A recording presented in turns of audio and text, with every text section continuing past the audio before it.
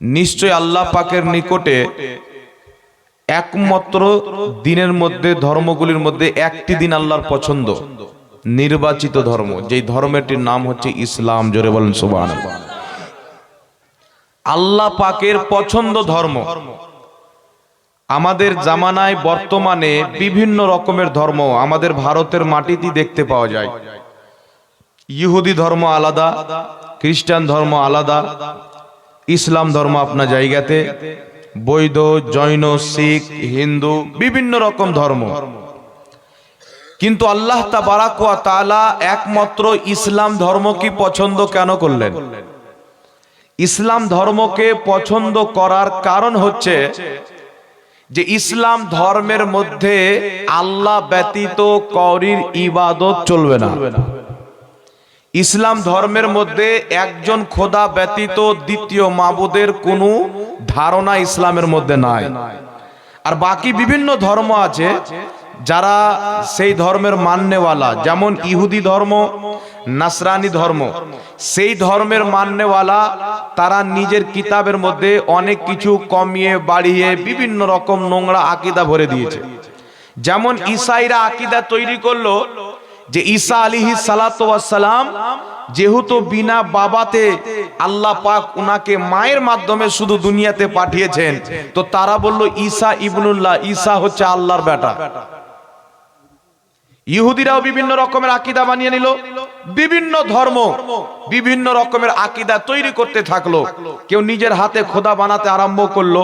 কিন্তু ইসলাম এমন একটি ধর্ম যে ইসলাম ধর্মের মধ্যে কোনো জিনিস কোনো মৌলবীর বানা নাই, সমস্ত জিনিস হচ্ছে আল্লাহ এবং তার রাসূলের বানানো। জোরে বলেন সুবহানাল্লাহ।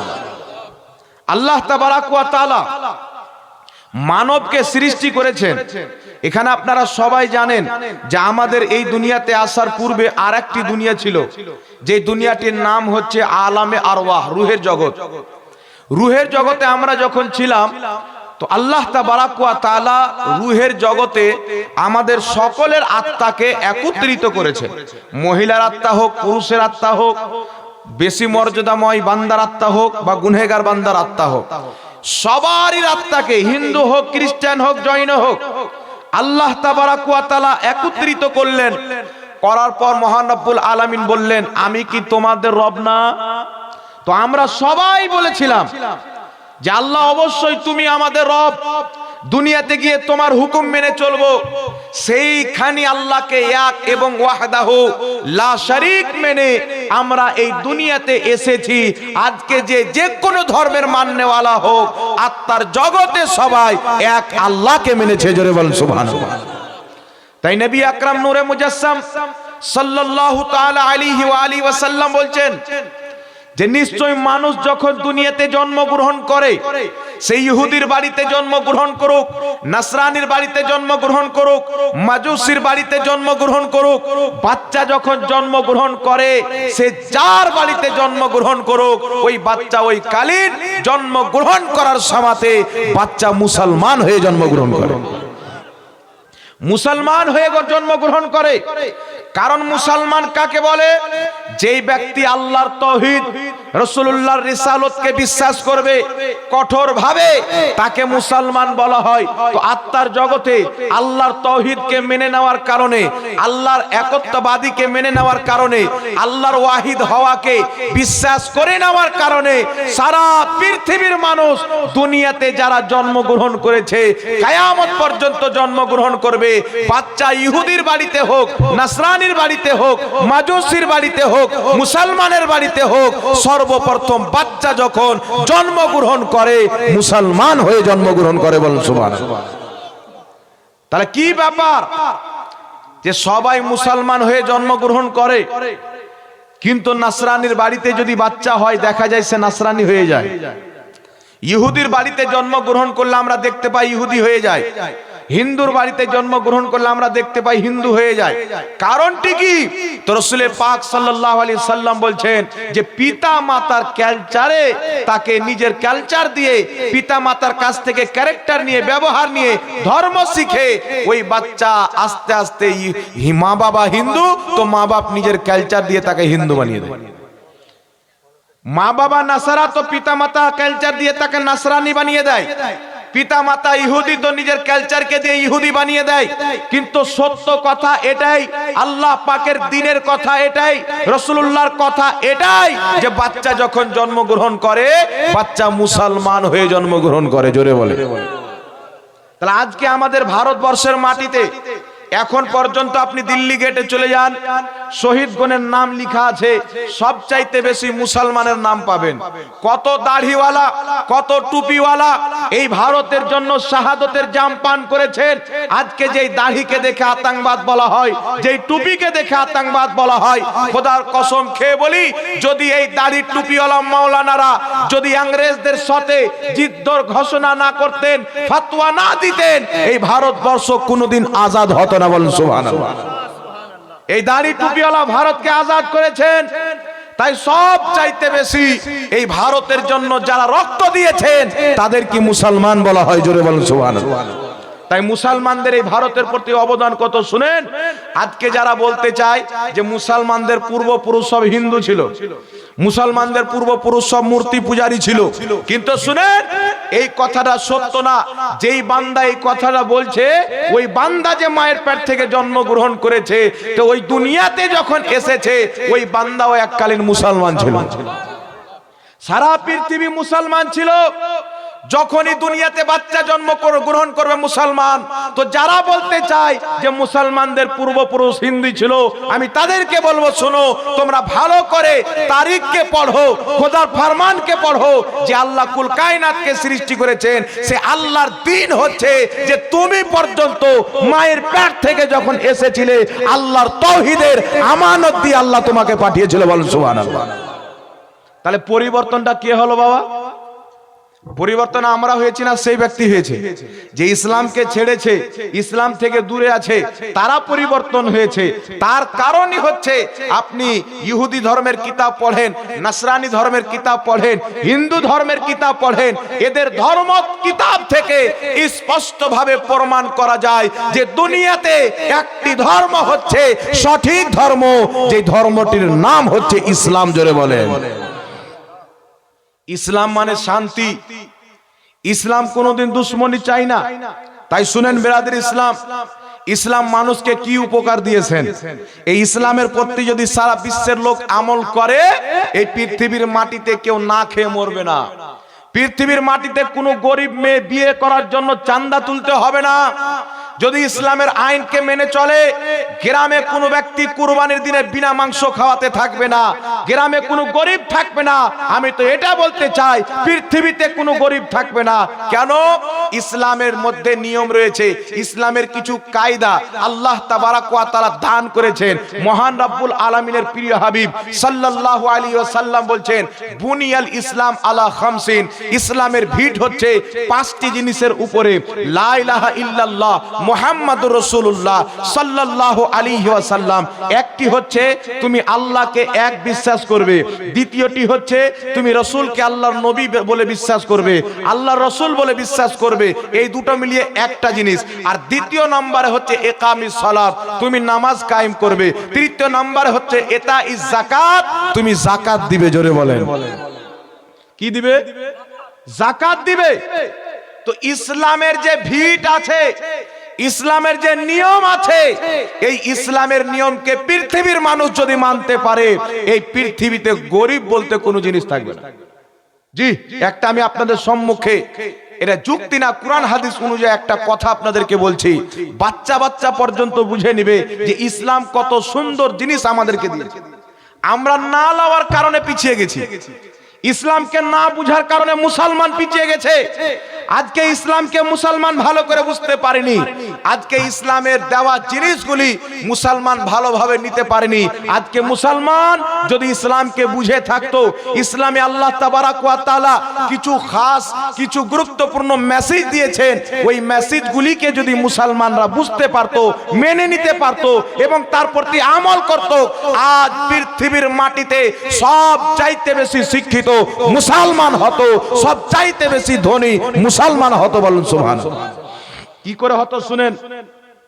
আল্লাহ তাবারাক ওয়া তাআলা বলছেন, যে কালেমার পরে, ঈমানের পরে আল্লাহকে এক মানা, মাবুদ মানা, রাসূলে পাককে আল্লাহ রাসূল মানার পরে সাল্লাল্লাহু আলাইহি সাল্লাম সর্বপ্রথম ফরজ হচ্ছে ইকামিস সালাত, নামাজ কায়েম করা।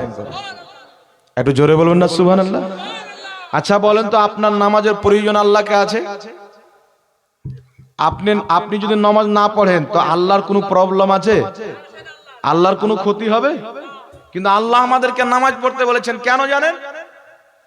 আল্লাহ তাবারাক ওয়া তাআলা বলছেন ইকামিস সালাত, তোমরা নামাজ কায়েম করো।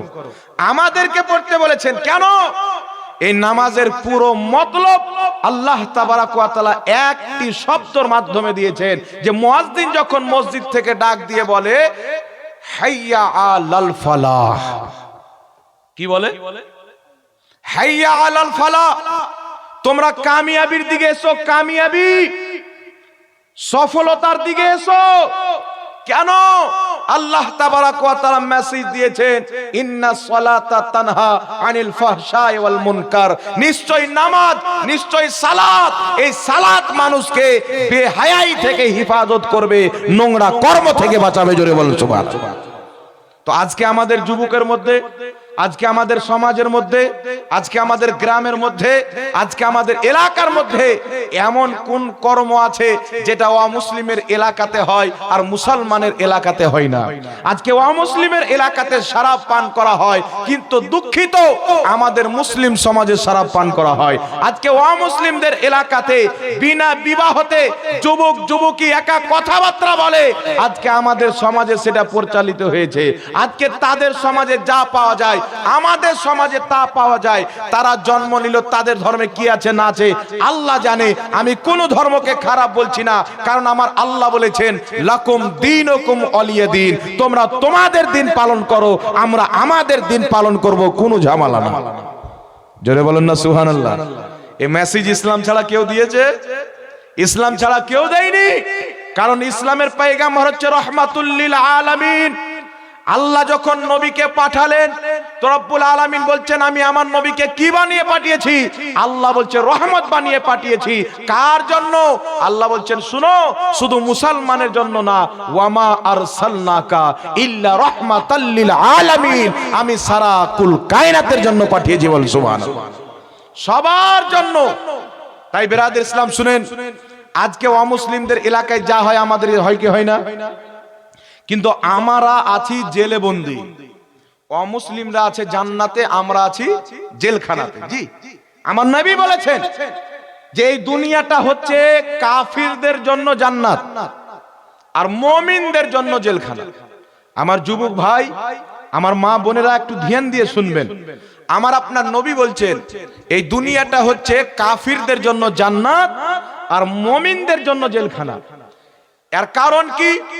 জান্নাত তো মুমিনদের জন্য, কিন্তু দুনিয়া কাফিরদের জন্য জান্নাত আর মুমিনদের জন্য জেলখানা কেন হলো? তো এর কারণ হচ্ছে যে একজন মুমিন নিজের জীবনে যা ইচ্ছা করবে তা করতে পারবে না। আপনি নিজেকে মুসলমান বানালেন, আপনি যখন ইসলামকে মানলেন, ইসলাম মাননেওয়ালার প্রতি জরুরি আছে যে সে আল্লাহর কালামের বিধানকে মেনে চলবে, রাসূলুল্লাহর হাদিসকে মেনে চলবে। কারণ আমার আপনার নবী, আমার আপনার আল্লাহ বলেছেন কুরআন পাকে মাই ইউতিইর রাসূলা ফাকাদ আতা আল্লাহ। জোরে বলে যে আমার নবীর ইতাআত করলো সে আমি আল্লাহর ইতাআত করে নিল। আল্লাহ পাক বলছেন ইয়া আইয়ুহাল্লাযীনা আমানু আতিউল্লাহ ওয়া আতিউর রাসূল, আমি আল্লাহর হুকুম মানো, রাসূলের হুকুম মানো। কারা? ইয়া আইয়ুহাল্লাযীনা আমানু, যারা ঈমান এনেছো। জোরে বল সুবহানাল্লাহ। তাহলে আমরা যখন মুসলমান হলাম, ইসলাম ধর্ম কবুল করলাম, আমরা মুসলমান। মুসলমান যদি আপনি হন, আপনাকে কুরআন এবং হাদিসের বাইরে এক ডাক বাড়ানো আপনার চলবে না। আপনি কুরআন এবং হাদিসের দায়রাতে বন্দী আছেন, কুরআন ও সুন্নাহর মাঝখানে, কুরআন ও সুন্নাহর নিয়মের মধ্যে আপনি বন্দিশ হয়ে গেলেন। যদি আপনি মুসলমান হন আপনার কর্ম হবে কোরআন সুন্নাহ মোতাবিক, আপনার বিবাহ হবে কোরআন সুন্নাহ মোতাবিক, আপনার আমল হবে কোরআন সুন্নাহ মোতাবিক, আপনার চলাফেরা হবে কোরআন সুন্নাহ মোতাবিক, আপনার উঠা বসা হবে কোরআন সুন্নাহ মোতাবিক, আপনার লেবাস হবে কোরআন সুন্নাহ মোতাবিক, পিতামাতার খিদমত হবে কোরআন সুন্নাহ মোতাবিক, স্বামী স্ত্রীর ভালোবাসা হবে কোরআন সুন্নাহ মোতাবিক, আওলাদের পরওয়ারিশ হবে কোরআন সুন্নাহ মোতাবিক, মৃত্যুর পরে তার কর্ম করা হবে কোরআন সুন্নাহ মোতাবিক। আপনি প্রত্যেকটা জিনিস কোরআন ও হাদিসের দায়রাতে আপনি বন্দী হয়ে গেলেন যদি আপনি ঈমানদার থাকেন। বলেন সুবহানাল্লাহ।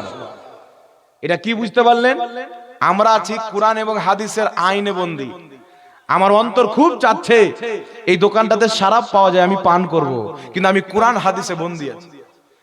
আল্লাহ রাসূলের তৈরি করা নূরানি জেল, আরে আজকে যারা এই জেলের মধ্যে বন্দী থাকতে পারবে, আল্লাহর কসম খেয়ে বলি মরে যাওয়ার পরে তার কবরকে আল্লাহ জান্নাতের বাগান বানিয়ে দেবে। তাই আল্লাহ বলছেন, শোনো ঈমানদার, দুনিয়াতে তোমরা আমার রাসূলের তৈরি করা জেলে বন্দী থাকো, আর যদি থাকতে পারো আল্লাহ বলছেন ওয়াল্লাযীনা আমানু ওয়া আমিলুস সলিহাতি ফি রাউদাতিল জান্নাহ। আল্লাহ বলছেন যারা ঈমান এনে ভালো আমল করে দুনিয়া থেকে যাবে তারা জান্নাতের বাগানে থাকবে। জোরে বল সুবহানাল্লাহ। ফি রাউদাতিল জান্নাহ, জান্নাতের রওজাতে থাকবে, বাগানে থাকবে। তো আজকে যারা দুনিয়াতে নিজেকে কোরআন হাদিসের দায়রার মধ্যে রাখতে পারবে, আল্লাহ রাসূলের বিধানের মধ্যে অটল থাকতে পারবে, তাদের কবরও উজ্জ্বল হয়ে যাবে, তাদের আখিরাতও উজ্জ্বল হয়ে যাবে। জোরে বল সুবহানাল্লাহ। আমরা বন্দী হলাম কি হলাম না কোরআন হাদিসের আইনে? বন্দী না? এখানে একজন কেউ আছেন যে কোরআন হাদিসের আইন আমার জন্য না? কোন মুসলমান এই কথা বলতে পারবে? কেউ যদি বলে কোরআন হাদিসের আইনকে আমি মানি না, ও তো মুসলমানই থাকবে না। নাকি বলেন? কোরআন হাদিস মানতে আপনি বাধ্য যদি আপনার ঈমান থাকে। একটু লক্ষ্য করে শুনবেন। এখন আপনার ইচ্ছা করছে যে আমি এক বোতল শরাব পান করব, পান করতে পারবেন? জোরে বলেন। পারবেন না। কেন? আল্লাহ শরাব হারাম করে দিয়েছেন। এখন কোন ব্যক্তির যদি ইচ্ছা করে নাউজুবিল্লাহ যে আমি মুর্দার মাংস খাবো, আল্লাহ হারাম করে দিয়েছেন, পারবেন না। এখন কোন ব্যক্তি যদি বলে যে আমি কোন মুশরিকের জবাই করা মুরগি খাবো, আল্লাহ তাবারাক ওয়া তাআলা কুরআন পাকে সেটাকেও হারাম করে দিয়েছেন। ওয়ামা উহিল্লা বিহি লিগাইরিল্লাহ, যে জিনিসটা আল্লাহ ব্যতীত অন্য কাউরির নামে জবাই করা হয়, আল্লাহ বলছে ওটা তোমাদের জন্য আমি হারাম করে দিয়েছি। সুবহানাল্লাহ বলেন। জি, আপনার ইচ্ছা করছে যে আমি জিন্স প্যান্ট পরে খালি গায়ে চলাফেরা করব, কত রকমের আপনার স্টাইল আছে। আপনার ইচ্ছা করছে ফজরের আজান হয়েছে আমি বিছানায় ঘুমিয়ে থাকবো, আপনার ইচ্ছা করছে জোহরের আজান হয়েছে আমি মাঠে ব্যস্ত থেকে যাব, আসরের আজান হয়েছে খাওয়া দাওয়ার পরে চিৎপাটাং হয়ে নামাজটা কাটিয়ে দেবো, নামাজ আদায় করব না। তো আপনি যদি মুসলমান হন, আপনি যদি আপনার খোদাকে, যিনি আপনাকে সৃষ্টি করেছেন, সেই মাবুদকে, সেই আল্লাহকে নিজের জান চাইতে বেশি, নিজের বাবা চাইতে বেশি, নিজের মা চাইতে বেশি, সন্তান সন্তান চাইতে বেশি, দুনিয়া চাইতে বেশি, আপনার রবকে যদি ভালোবাসেন, আপনি যেখানে থাকেন ফজরের আজান যদি হয় আপনাকে নামাজ পড়তে হবে। বলুন সুবহানাল্লাহ। জোহরের আজান হয়, আপনার মাঠের কাজ বন্ধ করে এসে আপনাকে নামাজ পড়তে হবে। আসরের টাইম হয়েছে, আপনার সব কর্ম বন্ধ করে আল্লাহর ডাকে আপনাকে সাড়া দিতে হবে। যদি আপনি মুসলমান হয়, আপনার ইচ্ছাতে চলতে পারবেন না, আপনাকে আল্লাহর ইচ্ছাতে চলতে হবে। জোরে বলুন সুবহানাল্লাহ। কিন্তু একজন অমুসলিমের ইচ্ছা করছে আমি শরাব পান করব, ওকে বাধা দেনেওয়ালা কেউ আছে? বাপ বেটা মিলে পান করে না? কোন ফ্যামিলি আছে স্ত্রী, বেটি, বৌমা, বেটা সবাই মিলে দারু পান করে। কোন ফ্যামিলির লোক আছে তাদের মধ্যে অবৈধ কর্ম আরো বিভিন্ন রকম জিনিস আছে যেগুলো আমাদের ইসলাম সাপোর্ট করে না, অ্যাকসেপ্ট করে না। সেইগুলো জিনিস তাদের মধ্যে হচ্ছে বাধা দেনেওয়ালা কেউ নাই, কারণ তারা আল্লাহ রসুলের দ্বীনের মধ্যে বন্দিশ হয়নি। আল্লাহ রসুলের দ্বীন কুরআন ও সুন্নাহর আইনের মধ্যে আসেনি। কারণ একজন বান্দা যদি 40 বছর অমুসলিম থাকে, সেই বান্দা যদি 40 বছর পর্যন্ত অমুসলিম আছে, 40 বছর পরে আল্লাহ হেদায়েত দিল, সে কলমা পাঠ করে মুসলমান হলো, তো 40 বছরের নামাজ তাকে ঘুরাইতে হবে না। কেন? তার কাজ ঈমান ছিল না, তার উপরে নামাজ ফরজ ছিল না। বুঝতে পারছেন কথা আমার? তাকে ওই নামাজগুলি পড়তে হবে না। যেই দিন সে কলমা পাঠ করলো, সেই দিন কলমা পাঠ করার পরে সঙ্গে সঙ্গে তার প্রতি লাগু হয়ে গেল একামিস সালাত, ইতাইজ যাকাত। জোরে বলুন সুবহানাল্লাহ। নামাজও লাগু হয়ে গেল, রোজাও লাগু হয়ে গেল, যাকাতও লাগু হয়ে গেল, হজও লাগু হয়ে গেল। যেটা যখন ফরজ হবে তাকে সেটা পালন করতে হবে। কিন্তু এখন কলমা পড়েনি, অমুসলিম আছে, ইসলামের কানুন তার প্রতি লাগু নাই। এখন অমুসলিম আছে, ইসলামের কানুন তার প্রতি লাগু নাই। কিন্তু আল্লাহু আকবার কবীরা, আল্লাহ আমাদের প্রতি কত মেহেরবানি করেছেন, আমাদেরকে কত চয়েস করেছেন, পছন্দ করেছেন, যে আল্লাহ তাবারাক ওয়া তাআলা আমাদেরকে পিতাও মুসলমান দিয়েছেন, মাতাও মুসলমান দিয়েছে। জোরে বলুন সুবহানাল্লাহ। আমরা মুসলমান হয়ে মুসলমানের বাড়িতে জন্মগ্রহণ করেছি, এটা আল্লাহর রহম না? আল্লাহ চাইলে ইহুদির বাড়ি পাঠাইতে পারতেন কিনা?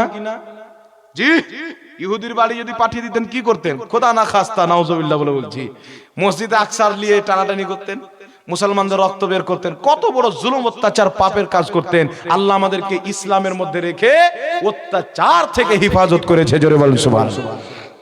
তো আমরা দায়রাতে বন্দী আছি। এইবার চলে আসছেন বিরাদর ইসলাম, এমন এমন কর্ম আছে যেগুলো অমুসলিমের মধ্যে হয়, আমাদের মধ্যে হয় কি হয় না? জোরে বলেন। এই যে আমাদের মধ্যে বর্তমান জামানাতে একটা খাস করে যে কি বলে আপনাদের বাংলাতে ভালোবাসা উঠেছে। যুবক যুবতী স্কুলে গিয়ে পড়াশোনা হোক চাই না হোক, ভালোবাসাটা যেন হয়। আর মমতা খালা আমার, সুবহানাল্লাহ, এই যে মোবাইল নাই, জি, পড়া ঘোড়ার ঘাস, মোবাইল লিয়া কর চাষ। মোবাইল দিবে, সাইকেল দিবে, আর যদি দরকার পড়ে তো আপনাকে রিচার্জও করে দিবে। পড়াশোনা হোক চাই না হোক, প্রেম ভালোবাসাটা যেন হয়। কিন্তু এই প্রেম কি শরীয়তে বৈধ? জোরে বলেন। আরে শুনেন, শরীয়তের বিধান হচ্ছে কোন মহিলা তার বাড়িতে এত জোরে কোরআন যেন না পাঠ করে যে তার পড়োশি সেই তার তিলাওয়াতের আওয়াজ শুনতে পাবে, এটাও তার জন্য হারাম আছে। বলুন সুবহানাল্লাহ। তো একজন মহিলা যখন জোরে কোরআন তিলাওয়াত পাঠ করতে পাবে না, ওর পড়োশি যেন তার আওয়াজ না শুনতে পায়, তাহলে আপনারা বলেন সেই মহিলা যদি কোনো পরপুরুষের সঙ্গে, খালারা ভাইয়ের সঙ্গে, মামারা ভাইয়ের সঙ্গে যদি কেউ কথা বলে, এটা হালাল হবে না হারাম হবে? তাহলে এটা থেকে সমাজকে বাঁচাতে হবে কি হবে না? তাই শুনেন, আমি কিছু বার্তা আপনাদের সম্মুখে দিয়ে দিচ্ছি, আল্লাহ করুক সবাই যেন বুঝে যায়, মা বোনরাও যেন বুঝে যায়, ভাই বাবুজিরাও যেন বুঝে যায়। আর একটা কথা মনে রাখবেন, এক হাতে কোনোদিন তালি বাজে না, তালি বাজার জন্য দুটো হাত প্রয়োজন। তো এই কর্মের জন্য, ইসলাম বিরোধী কর্মের জন্য শুধু আমার মা বোনরা দায়ী নয়, দায়ী হচ্ছে আমার বাবু ভাইরাও, তাই না? দুই পক্ষের লোক দায়ী আছে। কিন্তু শুনেন, আমার আপনার নবী সাল্লাল্লাহু আলাইহি সাল্লামকে সাইয়্যিদাতিনা খাদিজাতুল কুবরা রাদিয়াল্লাহু তাআলা আনহা ভালোবেসেছিলেন। নবী পাক সাল্লাল্লাহু আলাইহি সাল্লামকে দেখলেন, আল্লাহর নবী সাল্লাল্লাহু আলাইহি সাল্লাম তিনার কাছে আসেন, ব্যবসা করতে যাবেন বলে জানাবে আবু তালিব নবী পাকের চাচা নিয়ে গেলেন। তিনি দেখছেন আমার আপনার নবী যখন আসেন, তিনি তাওরীতের মধ্যে পড়েছিলেন যে যিনি রহমাতুল লিল আলামিন হবে, যেই রাস্তা দিয়ে চলবে তিনার মাথার উপরে আপনার বাদল বৃষ্টি ছায়া করবে। জোরে বলুন সুবহানাল্লাহ। রহমতের বৃষ্টি ছায়া করবেন। নবী পাক সাল্লাল্লাহু আলাইহি সাল্লাম যখন খাদিজাতুল কুবরার নিকটে আসেন, দেখছেন মাথার উপরে বৃষ্টি ছায়া করছেন। তিনি আলামত দেখে বুঝে নিলেন ইনি হচ্ছে রহমাতুল লিল আলামিন। নবী মুস্তাফার প্রেমে পড়ে গেলেন, কিন্তু একটাও কথা বলছেন না, বারবার বেহায়ার মতন নবী পাকের দিকে তাকাচ্ছেন না। মোহাব্বত হয়েছেন, অন্য মহিলাকে দিয়ে প্রস্তাব পাঠাচ্ছেন। কোথায়? জানাবে আবু তালিবের কাছে, যে খাদিজাতুল কুবরা আপনার ভাতিজাকে মুহাম্মদুর রাসূলুল্লাহ সাল্লাল্লাহু আলাইহি ওয়াসাল্লামকে পছন্দ করেছেন, তাই তিনার ইচ্ছা যে তিনি নবী পাককে বিবাহ করবে। আপনারা কি বলতে চাচ্ছেন? জোরে বলেন। তো আপনি কোন মহিলাকে দেখলেন, বা কোন মহিলার কোন ছেলে, বা কোন ছেলের কোন মহিলা যদি চয়েস হয়, তার কর্ম যে বাপ মাকে সে বলবে। কি করবে? জোরে বলেন। বাপ মাকে বলবে। আরে একজন বাপ, একজন মা আপনার সব সমাতের সাথে একজন মহিলাকে বলবো, মা তোমার ছোট্টবেলা থেকে নিয়ে মায়ের কোল গর্ভ পর্যন্ত থেকে নিয়ে তোমার বড় হওয়া পর্যন্ত তোমার এমন কোন কাজ তোমার ব্যাপারে মা বাপ ধারণাও করেনি যেটাতে তোমার ক্ষতি হবে, তাই না? সে যখন কষ্ট পেয়েছে, মা কষ্ট পেয়েছে, বাবা কষ্ট পেয়েছে, মেয়ের বিয়ে দিতে হবে। এখন তো রেওয়াজ হয়ে গেছে, ভিক মাঙ্গা বেরিয়েছে, মানে মেয়ে জন্ম নিলে মোটরসাইকেল রেডি করতে হবে, মেয়ে জন্ম নিলে ওকে টাকা রেডি করতে হবে। মানে এখন যত লোক বাচ্চা জন্ম দিয়েছে ছেলে, এরা সবাই হয়ে গেছে ভিক মাঙ্গা। জি, কোটরা নিয়ে যে ভিক চায় আর যে বেটার বিয়ে দিতে গিয়ে ভিক চায়, তার ওই কোটরা নিয়ে ভিক যে চায় ওই ভিখারির চাইতে অনেক ভালো।